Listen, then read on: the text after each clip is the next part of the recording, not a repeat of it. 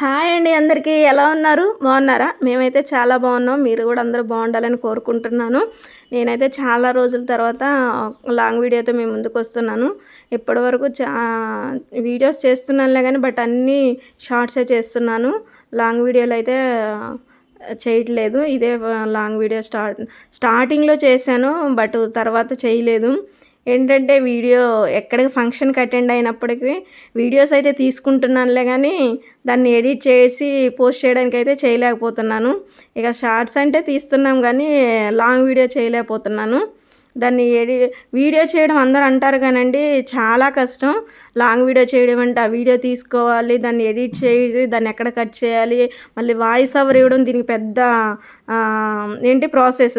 Voice over ఇవ్వడం కూడా పెద్ద ప్రాసెస్. దానికోసం వీడియో చేయాలంటే కూడా భయం వేస్తుంది. అందరూ అంటారు, నీకేంటి యూట్యూబ్ చేసే వాళ్ళది ఏముంది, వీడియోలు చేస్తున్నారు, పెడుతున్నారు, యూట్యూబ్లో డబ్బులు వచ్చేస్తాయి, ఇంకా వాళ్ళకేంటి అని చెప్పేసి చాలా అనుకుంటూ ఉంటారు. కానీ ఒక వీడియో తీసి యూట్యూబ్లో పోస్ట్ చేసిన అప్లోడ్ అవుతుంది అంటే దాని వెనక వాళ్ళు పడే కష్టం చాలా ఉంటుందండి.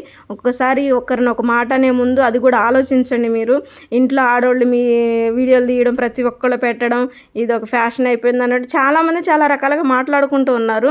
నేనైతే చాలా కామెంట్స్లో చాలామందిని చూశాను, నన్నని కాదు అందరిని అంటున్నారు. ఒక వీడియో తీసి పెట్టడం అంటే ఇంట్లో పనులు చేసుకుంటూ ఆడవాళ్ళకు కూడా చాలా కష్టంగానే ఉంటుంది. అయినప్పటికీ కూడా మేము కూడా ఏదో చేయాలనే ఉద్దేశంతో అలా చేస్తున్నాము.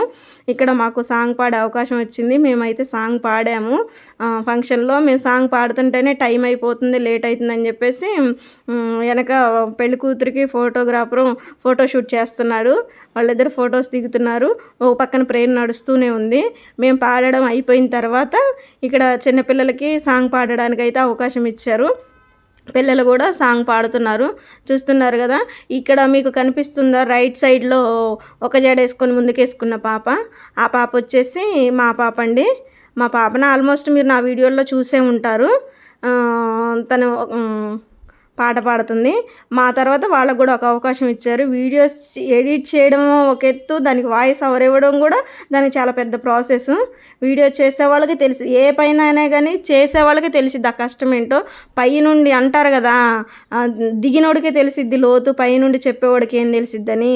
అదేవిధంగా ఈ వీడియోలు తీయడం ఎంత కష్టమో, ఆ వీడియోలు ఎడిట్ చేసి పెట్టడం ఎంత కష్టమో అది చేసే వాళ్ళకే తెలిసిద్ది. పక్క నుండి మాటలు అనేవాళ్ళు చాలామంది ఉంటారు.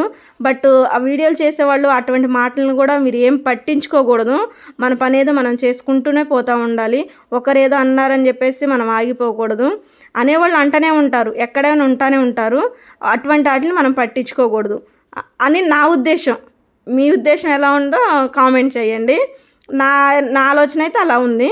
ఇక్కడ మాది పాటలు పాడడం, ప్రేయర్ అంతా అయిపోయిందండి. అయిపోయిన తర్వాత మేము ఫొటోస్ దిగడం అంతా అయిన తర్వాత ఇంకా తినడానికి వెళ్ళాలి కదా. తినడానికి వెళ్ళేసరికి చూడండి ఇంకా మస్తు రష్గా ఉంది. మాకైతే సీట్స్ కూడా దొరకలేదండి. Bye bye.